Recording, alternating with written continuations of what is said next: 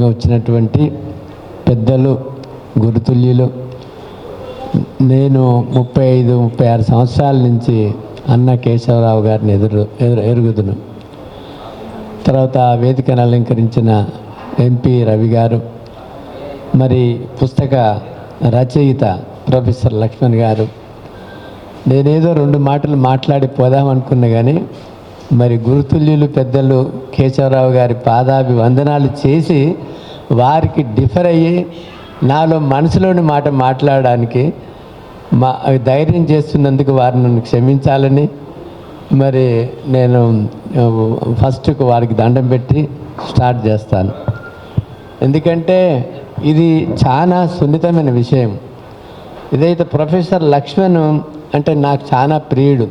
అతను ఎంత సౌమ్యుడో, ఎంత నెమ్మదిగా ఉంటాడో, ఎంత శాంతంగా ఉంటాడో, అంత లోతైన ఆలోచన కలిగిన వ్యక్తి అతను. మనం అంటాం కదా, సూర్యుని కిరణాలు చేరని తోట కూడా ఇటువంటి ప్రొఫెసర్ల ఆలోచనలు వెళ్తాయి. కాబట్టి ఆ ప్రొఫెసర్ ఎంతో ఆలోచించి మదన చేసి ఎట్లయితే భగవద్గీత అన్ని శాస్త్రాలకు ఒక గ్రంథం, చిన్న పుస్తకం సారాంశము, అట్లనే ఈ పుస్తకం కూడా మొత్తం రాజ్యాంగం యొక్క మౌలిక సూత్రాలను మన ముందు ఉంచేటువంటి ఈ చిన్న పుస్తకం.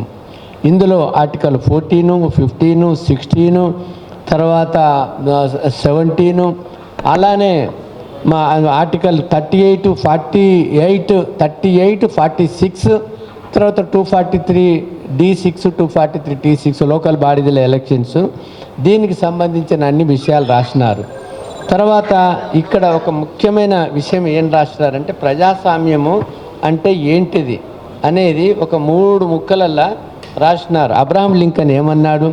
ప్రజాస్వామ్యం అంటే ప్రజల చేత ప్రజల కొరకు ఏర్పడే ప్రభుత్వం అని. జేఆర్ సలీ అంటే ఏ ప్రభుత్వంలో ప్రతి వ్యక్తికి భాగస్వామ్యం ఉంటుందో ఆ ప్రభుత్వ వ్యవస్థయే ప్రజాస్వామ్యం అన్నాడు.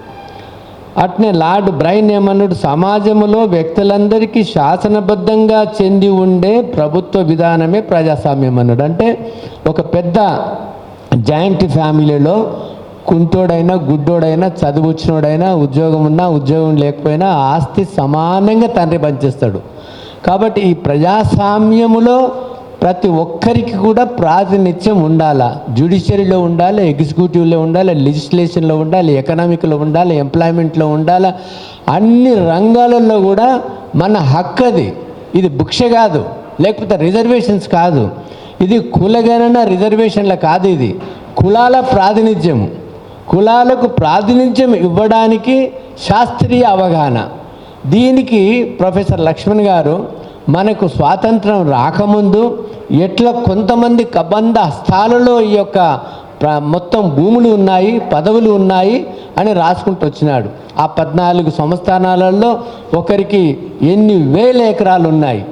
ఆ అన్ని వేల ఎకరాలు ఉండి వాళ్ళ ఆధిపత్య కులాలు ఉండి వాళ్ళ దగ్గర బానిస బతుకులు మన వాళ్ళు ఎట్లా బతికినారు. దాని తర్వాత మరి బ్రిటిష్ పాలనలో కానీ, తర్వాత అంతకంటే ముందు తురుష్కుల పాలన కానీ వాళ్ళే మధ్యవర్తులు, వాళ్ళే దళారులు, మనం చేతి చేసేవాళ్ళము, కుల వృత్తుల వాళ్ళము. తర్వాత స్వాతంత్రం వచ్చిన తర్వాత కూడా గ్రామ పంచాయతీ సిస్టమ్ వచ్చినా కూడా అన్ని గ్రామాలు వాళ్ళే, అందరి ఎమ్మెల్యేలు వాళ్ళే, అందరి ఎంపీలు వాళ్ళే, ప్రజా పాలకులు వాళ్ళే, ఇండస్ట్రీస్ వారే, బిజినెస్ వారే, అన్నీ వాళ్ళే. దాని తర్వాత ఇంకొకటి చిన్న ఉదాహరణ ఇచ్చినాడు. ఫర్ ఎగ్జాంపుల్ మనకి 1987లో 27 మంది ఎమ్మెల్యేలు ఉన్నారు. ఇప్పుడు ఎంతమంది? 19 మంది. అంటే మనం కిందగా దిగజారిపోతున్నామా, అభివృద్ధి చెందుతున్నామా, చైతన్యం పొందుతున్నామా, చైతన్యహీనమవుతున్నామా? ఎందుకు ఈ పరిస్థితి వచ్చింది అనేది చాలా చక్కగా ఈ పుస్తకంలో విశదీకరించినారు. తర్వాత ఇంకొక విషయం ఏంటంటే, మొత్తం ఇక్కడ ఉన్న మన ఇండస్ట్రీస్ కానీ, ఎకనామీ కానీ, ఎంప్లాయ్మెంట్ కానీ అంతా రాసినారు. కులగణన అనేది రాజ్యాంగం యొక్క అసలు మోస్ట్ మౌలికమైన విషయము. కులగణన జరగాల. ఎందుకు జరగాల? ఒక మనిషికి ఎక్కడ ఏం రోగం ఉంది, ఏ పార్ట్ వీక్ ఉంది, ఏ పార్ట్కి మనకు ట్రీట్మెంట్ చేయాలా అనేది అవసరము. ఇప్పుడు ఈ సమాజంలో అందరం మనం చెట్ల లాంటి వాళ్ళము. ఒక 100 చెట్లకు 10 చెట్లకే మంచిగా నీరు, నారు, ఎరువు, పెస్టిసైడ్స్ అవన్నీ వేస్తే ఆ 10 చెట్లలే బలంగా ఉంటాయి, ఫలాలు ఇస్తాయి. కానీ మిగతా వాటికి కూడా సరి అయిన పోషణ లేకపోతే అవి ఏం ఫలాలు ఇవ్వవు. అయినా కూడా బీసీలు ఎవరైతే ముఖేష్ అంబానీ ఎంత ఇంపార్టెంటో చిన్న జాతి కూడా అంతనే. మనం మానవులమయ్యా, మనం మనుషులం. అది మనుషులం అంటే ఈక్వల్ రైట్ ఉంది, ఈక్వల్ ప్రాపర్టీస్ ఉన్నాయి, ఈక్వల్ మేధోడు ఉంది, ఈక్వల్ అన్నీ ఉన్నాయి. కానీ ఈ యొక్క దోపిడీ ప్రపంచంలో మనం అణగారిపోయి ఉన్నాము, వాళ్ళు దోచుకుంటున్నారు. ఇప్పుడు ఈ కులగణన అనేది ఒక పెద్ద ప్రాముఖ్యత. మనకు 1871కి వెళ్ళి 1931 వరకు కులగణన జరిగింది. మనం 1902లో సావు మహారాజు 50% రిజర్వేషన్స్ ఇచ్చినారు. అప్పుడే పెద్ద గందరగోళమైంది. ఫార్వర్డ్ క్లాసులు మాకు కూడా రిజర్వేషన్స్ కావాలని ఒక ప్రతినిధి పెట్టినారు అప్పుడు. సో ఇప్పుడు కూడా మన యొక్క ప్రాతినిధ్యం ప్రకారం మనకు వస్తే అగ్ర కులాల వాళ్ళ రిజర్వేషన్స్ కావాలనే స్థితికి మనం తేవాల్సిన అవసరము ఈరోజు ఉంది. తర్వాత ఈరోజు మౌలికమైన డిఫరెన్స్ నాకు అన్న కేశవరావుకి ఏంటంటే, ఇప్పుడు కులాలకు ఇబ్బంది లేదు. ఈ విషయం ఇట్లనే నార్త్ ఇండియాలో నేను national commission for backward class చైర్మన్గా వర్గీకరణ జరగాల, ఈ యొక్క రిజర్వేషన్స్ ఫలాలు అట్టడుగు వర్గాల వారు కూడా చేరాలా అని నేను ఎగ్జామిన్ చేస్తున్నప్పుడు నార్త్ ఇండియాలో ఒక పెద్ద నాయకుడు, మీరు బీసీ కమిషన్ చైర్మన్గా కులాలను విభజించి కులాలలో చిచ్చు పెట్టదలుచుకున్నారా అని అడిగాడు. అట్లనే జాట్లని కూడా నేను హియరింగ్ చేసినప్పుడు కూడా మీరు జాట్లని రిజర్వేషన్స్ మీకు ఇస్తారా అని అడిగాడు. అంటే మీరు వచ్చి మీరు సాక్ష్యం చెప్పండి అని అంటే, నాకు జాట్లే కావాలి, బ్రాహ్మణులే కావాలి, బల్యాలే కావాలి, బీసీలే కావాలా, నేను వచ్చి ఎట్లా చెప్తా జడ్జి గారు అని అన్నాడు. అంటే మన అడ్వాన్స్ చెందిన కులాలు వాళ్ళ లాభానికే చెందుకుంటాయి, కానీ అట్టడిగిన వాళ్ళ లాభం మాత్రం చూడరు.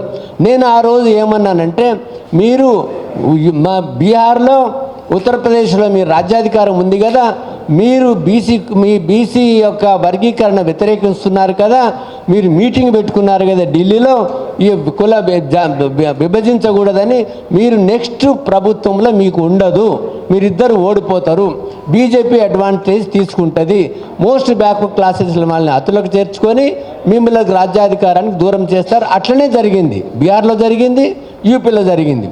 కాబట్టి ఇక్కడ కూడా నేను ఏమంటున్నా అంటే, ఇది అసాధ్యమైన కాదు. కులగణన సమగ్రమైన కులాల గణన జరిగినప్పుడు మనము వర్గీకరణ చేసుకోవడానికి చాలా సులభమైన నేను రికమెండ్ చేసినప్పుడు కూడా చెప్పాను. ఫర్ ఎగ్జాంపుల్ తెలంగాణ ఉంది. ఇప్పుడు బీహార్లో చేసినారు కదా, 63% 1% ఎస్సీ ఎస్టీ బీసీలు ఉన్నారు, 63% 63% ఒట్టి బీసీలో ఉన్నారు. సో ఇక్కడ కూడా 52 కాదు, దాదాపు 60% తెలంగాణ రాష్ట్రంలో బీసీలు ఉంటారు. కాబట్టి బీసీ కులగణన ఎట్లా చేయాలంటే ఒక సమగ్రమైన సర్వే, అంటే అతనికి ఇల్లు ఉందా, ఇల్లు లేదా, చదువు ఉందా, చదువు లేదా, ఉద్యోగం ఉందా, గుడిసె ఉందా, లేకపోతే అతను మనకు ట్రైబ్స్ ఉన్నారు, డినోటిఫైడ్, నామడిక్, సెమీ నామడిక్, విముక్త జాతులు ఉన్నాయి, భిక్షాటన చేసే ఉన్నాయి, దేశాటన చేసే జాతులు ఉన్నాయి, మన ఊళ్ళల్లో పిచ్చకుంట్ల, దాసరి, దమ్మరి, కుమ్మరి ఎన్నో కులాలు ఉన్నాయి. ఆ కులాలకు వాళ్ళకు విద్య ఎంత, ఎకనామిక్ ఎంత, భూమి ఎంత, ల్యాండ్ ఎంత, మొత్తం నీకు ఒక 100 పాయింట్స్ పెట్టుకోండి. 100 పాయింట్స్ పెట్టుకొని ఒక 10 వర్గాలు చేయండి. సో ఈ 10 పాయింట్లకు వచ్చిన వాళ్ళంతా వాళ్ళ జనాభా ప్రతిపాదనగా అన్ని వ్యవస్థలలో వాళ్ళకి ఇచ్చే వాటా వాళ్ళకి ఇవ్వాలి. అలానే 10 కాకుంటే ఆల్రెడీ మన దగ్గర 5 వర్గాలు ఉన్నాయి. 5 వర్గాలే ఉండి మనకేమైనా చిచ్చు ఉందా? ఇప్పుడు చిచ్చు ఏం లేదు, కలిసే ఉన్నాం కదా. తెలంగాణలో, ఆంధ్రాలో అన్ని 5 వర్గాలు ఉన్నా కూడా కలిసే ఉన్నాం కదా. నార్త్ ఇండియాలో ఓన్లీ 11 రాష్ట్రాలనే వర్గీకరణ ఉంది. 11 రాష్ట్రాల్లో అందులో సౌత్ ఇండియాలోనే వర్గీకరణ ఉంది. సౌత్ ఇండియాలో కులాల పంచాయతీ ఏం లేదు, నార్త్ ఇండియాలో వర్గీకరణ లేదు. కాబట్టి దేశమంతటా, ఈరోజు భారతదేశం అంతటా ఇక్కడ వర్గీకరణ జరగాల. మేమెంతో మాకంత, జూలూరి గౌరీశంకర్ రాసినారు, మేమెంతో మాకంత వాటాన్ని. అది కాంచరాం ఎప్పుడో అన్నాడు, మేమెంతో మాకు వాటాన్ని, జిన్కి జితనా సంఖ్య హై ఉనికి ఉతనా హిస్సాదారి అని. అది మన భారత రాజ్యాంగం యొక్క, మన ప్రజాస్వామ్యంలో మన హక్కు అది. కాబట్టి ఆ హక్కు సాధించుకోవడానికి ఈ కుల గణన జరగాల, అన్ని కులాల గణన జరిగి అందరికి ఈరోజు న్యాయస్థానాలలో న్యాయం జరుగుతలేదు. ఎందుకు జరుగుతలేదు? ఇప్పుడు ఈ రోజైతే నేను జడ్జిమెంట్ ఇచ్చినారో ఆ రిట్ పిటిషన్ నేను 2019లో రాశాను. నా కొడుకు రామచంద్ర గౌడ్, ధర్మేష్ జైస్వాల్ వాళ్ళు వేసినారు ఆ కేసు. సో నిన్న అందులో కులగణన మన బీసీ మొత్తం ఏదైతే ట్రిపుల్ టెస్ట్ ఉందో బీసీ యొక్క కంప్లీట్గా సోషల్ ఎడ్యుకేషన్ బ్యాక్వర్డ్ క్లాసెస్ ఎంతనో నిర్ణయించి 3 నెలల లోపల జరపాలని నిన్న ఆర్డర్ ఇచ్చినారు. అట్లనే బీహార్ గవర్నమెంట్ కూడా కులగణన చేసి దానికి 45% నుంచి మనకు బీసీలకు 63%, 65% రిజర్వేషన్ చేసినారు. దానికి కులగణనకు ఇంటర్ఫియర్ కాలేదు, కానీ ఫైనల్ దాని మీద కాలేదు. కానీ రిజర్వేషన్స్ పెంచినందువల్ల వాళ్ళు కొట్టేసినారు బీహార్ హైకోర్టు. దాని మీద సుప్రీంకోర్టు బీహార్ గవర్నమెంట్ వేసింది, నేను కూడా వేశాను. అది అడ్మిట్ అయింది, సివిల్ అప్పీల్ కింద అడ్మిట్ అయింది. అది రేపు ఎల్లుండో లిస్టులో కూడా ఉంది. కానీ ఆ బెంచి ఎవరు 2 బ్రాహ్మణులు, ముగ్గురు వాళ్ళే కాబట్టి ఆ బీహార్ గవర్నమెంట్ అది ఇప్పుడు కొంచెం వాయిదా అడుగుదామని అది మేము చేయట్లేదు, అది స్ట్రాటజీస్గా. కాబట్టి మనకు న్యాయస్థానాలలో న్యాయం జరగట్లేదు, పార్లమెంట్లో జరగట్లేదు, మనకు అడ్మినిస్ట్రేషన్లో జరగట్లేదు, ఎకనామిక్లో జరగట్లేదు, ఏ వర్గాలు కూడా జరగట్లేదు. ఇంకా రోజు రోజుకు మనం వాళ్ళు ఆక్రమించుకుంటున్నారు. కానీ అందుకని నా యొక్క విన్నపం, నా యొక్క ఏదేంటంటే ఈ యొక్క ఆధిపత్య బీసీలలో ఆధిపత్య కులాలు కూడా మోస్ట్ బ్యాక్వర్డ్ క్లాస్ని సంకన వేసుకుంటేనే మీకు పవర్ ఉంటుంది, మీకు అధికారం ఉంటుంది. తర్వాత మనకు అగ్ర కులాల వాళ్ళ యొక్క ఏదైతే డిస్ప్రపోర్షనేట్ పవర్ ఉందో వాళ్లకు మోస్ట్ బ్యాక్వర్డ్ క్లాసెస్కి ఇవ్వాలా. లేకపోతే యూపీలో మనకి ఏదైతే బీహార్లో జరిగిందో అట్లనే ఇక్కడ కూడా జరుగుతుంది. ఇప్పుడు ఇక్కడ ఉన్నది మున్నూరు కాపు, ముదిరాజు, గౌడ్లు, యాదవులేనా ఇక్కడ బీసీలు అంటే? మోస్ట్ బ్యాక్వర్డ్ క్లాసెస్ కూడా వాళ్ళ హక్కు రావాలి అది. ఇప్పుడు ఫర్ ఎగ్జాంపుల్ ఇది ఇప్పుడు కేసీఆర్ ఎంతసేపు ఫోన్ ట్యాపింగ్ మీదనే ఇంట్రెస్ట్ చూపించండి, కానీ కులగణన మరి అసెంబ్లీలో పాస్ చేసి ఎందుకు కులగణన జరగలేదు? ఎంతసేపు మీరు కేంద్రం చేయట్లేదు అన్నాడు. ఇప్పుడు ఆర్టికల్ 343A(3) 2021లో అమెండ్ చేసినది పార్లమెంటు. అమెండ్ చేసి ప్రతి రాష్ట్రం కూడా సోషల్లీ ఎడ్యుకేషన్లీ బ్యాక్వర్డ్ క్లాసెస్ యొక్క ఎంక్వైరీ చేసి ఆ లిస్టుని మీరు పెట్టుకొని దానికి విద్య, ఉద్యోగము, లోకల్ బాడీస్లో అన్నిటికీ ఉపయోగించుకోవచ్చు అని అన్నది. ఎందుకు ఈ రాష్ట్రం చేయలేదు? ఇప్పటికైనా మా ఎంపీ గారి యొక్క నాకు విన్నపం ఏంటంటే ఇప్పటికైనా మీ అధినాయకత్వాన్ని మీరు బీఆర్ఎస్ మళ్ళీ పదవికి రావాలనంటే ఈ కులగణన మీరు మెయిన్ ఎజెండాగా తీసేసుకొని జరగాలని మీరు ఉద్యమం చేసినట్లయితే మళ్ళీ మీకు పూర్వ వైభవం వస్తుందని నేను విన్నపించుకుంటూ, కాబట్టి మనం అందరికి సమన్వయం చేసేసుకొని ముందుకు నడవాలని నా యొక్క ప్రార్థన. నమస్కారం.